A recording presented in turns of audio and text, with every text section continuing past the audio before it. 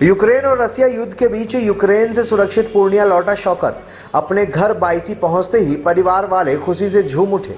बच्चे को सकुशल नजर के सामने देखकर आंखें नम हो गई। इधर पूर्व विधायक से राजद के एमएलसी उम्मीदवार हाजी अब्दुल सुबहान ने भी सुबह शौकत के उतरते ही उनके घर पहुंचकर मुलाकात की और स्वागत किया। बताया जा रहा है कि मंगलवार ही शौकत मुंबई सुरक्षित पहुंचा था, जिसके बाद प्रशासनिक देखरेख में घर तक पहुंचाया गया।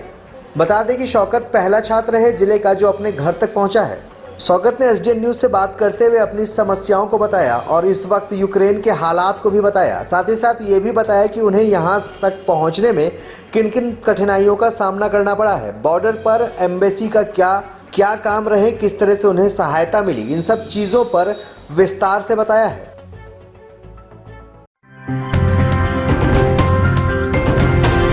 आप देख रहे हैं एसडीएन न्यूज, मुद्दे की बात आपके साथ। मेरा नाम मोहम्मद शौकत आलम है। जी, आप बाहर सफ़र में तालीम हासिल करने के लिए गए थे, तो क्या परेशानी हुई? तालीम हासिल करने में तो कोई परेशानी नहीं हुई, लेकिन वहाँ पे 24 तारीख को एक्चुअली रसिया और यूक्रेन के बीच में कन्फ्लिक्ट चल रहा था बहुत दिन से। बट 24 तारीख को पहला जो है रशिया ने जो है यूक्रेन पे जो है वो मिसाइल और बम एक्सप्लोजन हुआ, जिसमें 24 तारीख को जहाँ से मैं हूँ इवानो फ्रैंकिस नेशनल मेडिकल यूनिवर्सिटी, वहाँ पे 24 तारीख को अटैक हुआ। अप्रोक्स मॉर्निंग के 4 से 5 बजे के बीच में हम सो रहे थे, फिर आँख खुली तो हम देखे तो रूम के बाहर पूरा अंधेरा ही अंधेरा था। देखे तो देखते हैं कि कुछ अप्रोक्स 500 मीटर के डिस्टेंस पे 2 बॉम्ब एक्सप्लोजन हुआ था। उसके अलावा वहाँ पे मिलिट्री बेस है मेरे घर से 10 से 15 किलोमीटर के डिस्टेंस पे, वहाँ पे मिसाइल एक्सप्लोजन हुआ था। उसके बाद सिचुएशन काफ़ी पैनिक हो गया था स्टूडेंट्स के बीच में कि कैसे क्या होगा क्या नहीं होगा। फिर हमें वहाँ के मेयर से जो है वो सूचना मिली कि आप लोग कोई भी सिचुएशन को पैनिक नहीं करें और सब कुछ नॉर्मली करें।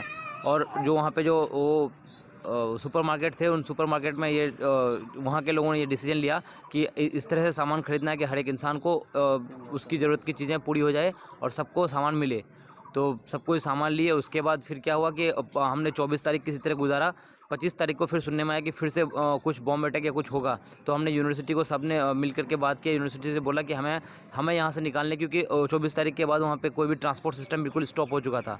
तो हमने यूनिवर्सिटी से बोला कि हमारे लिए ट्रांसपोर्ट का व्यवस्था किया जाए।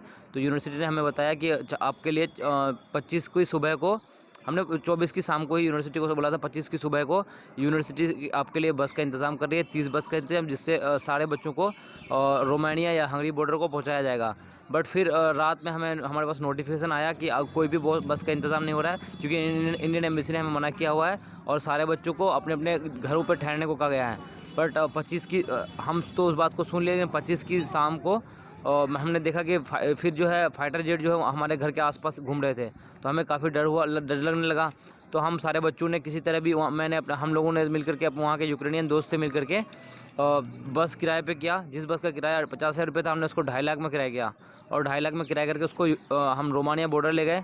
बॉर्डर से कम से कम 15 किलोमीटर डिस्टेंस के आसपास, 10 से 15 अप्रोक्स नहीं कह सकते, 10 से 15 किलोमीटर डिस्टेंस से पहले बस रोका, क्योंकि काफ़ी ट्रैफिक थी।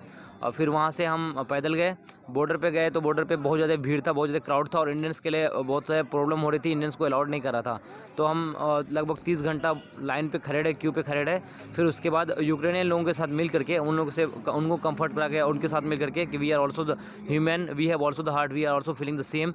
तो ये बातें करके और उनके बच्चों से बातें करके फिर हम बॉर्डर को क्रॉस किए। तो बॉर्डर के उस साइड रोमानिया पड़ता था। रोमानिया में इमिग्रेशन के बाद हम जैसे ही इमिग्रेशन का काम को कंप्लीट किए, तो उसके बाद रोमानिया के बहुत सारे वॉलंटियर थे, सैकड़ों में वॉलंटियर थे। और उन वॉलंटियर्स ने हमारे लिए बहुत कुछ किया।